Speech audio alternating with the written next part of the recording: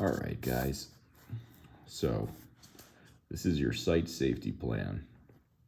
The site location for all of these, we're just going to use the log pile out by the barn. So for the address, you're going to put the school's address, but you're going to describe where it can be found. So, for example, you could say, if you're trying to describe this to an EMS, you could say the school's address and then say, enter by the tennis courts, go counterclockwise around the school, and we will be located by the red barn on the right. Your lat and longitude should be found underneath of Google Maps or Apple Maps. When you're looking at your address, if you scroll down, you should find your lat and longitude there. The reason that this is important is if you're in the middle of the woods, for example, when I was doing cell tower work, there was an address, but that would be where the access road started or where the entrance to the property was. But if you're on a 500-acre piece of property and you're at the back corner and you tell the EMS, hey, we're at this address, by the time they show up, they could still be a mile away from you. So it's important to have your lat and longitude as well. Nearest hospital name, number, and address. I feel like that's pretty self-explanatory. So if you wanted to use Robinson, you would say we're at Robinson Memorial Hospital, the address and phone number for that. Task to be performed. Those are going to be the 3 scenarios that are provided on page 27 for you. This one always gets people, hazards and obstacles. So a hazard is something that is dangerous to you. An obstacle is something that you are dangerous to. So to clear that up, a hazard might be a overhanging limb that is dead, or it could be, the fact that the tree is hung up in another tree, or there's poison ivy on it, or there's stinging insects, et cetera, et cetera. If you're beside a road, it could be cars that potentially hit you.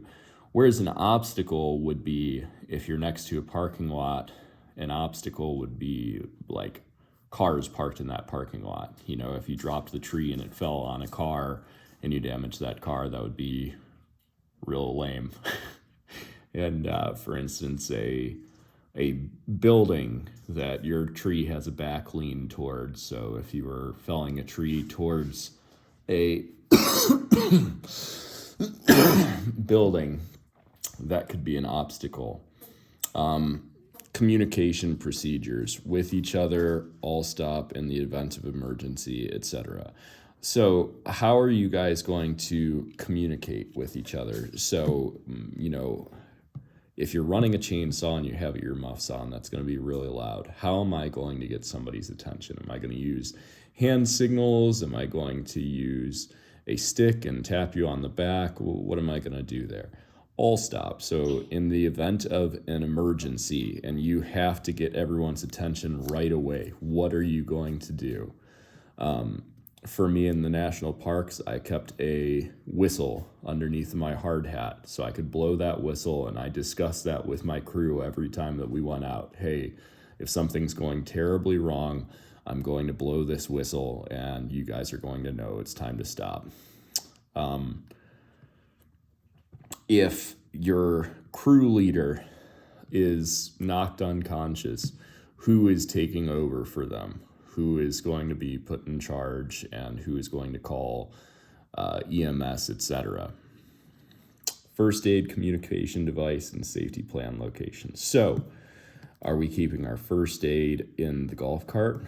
Are we putting it underneath of a tree close by to the job site? Are we going to put it in the potting shed? Communication device. We need to know, do we have service? Can we use a cell phone? Do we need a walkie-talkie? Do we need to set up a system where we can walkie-talkie to somebody with a cell phone that has service? site safety plan. Basically, this site safety plan, in the event that something goes terribly wrong, you are going to send somebody to grab this site safety plan so that they can call the nearest hospital and they can, go through all this information, because in the heat of the moment, when you are stressed out, somebody's injured, your brain doesn't work that well. So it's important to have this so you can say, hey, I am at this address. My Latin longitude is this. This is who's injured, ... So I want you guys to fill out one of these for every one of the scenarios on page 27. And you guys are going to use the high school's address and the Barnes location for the site location.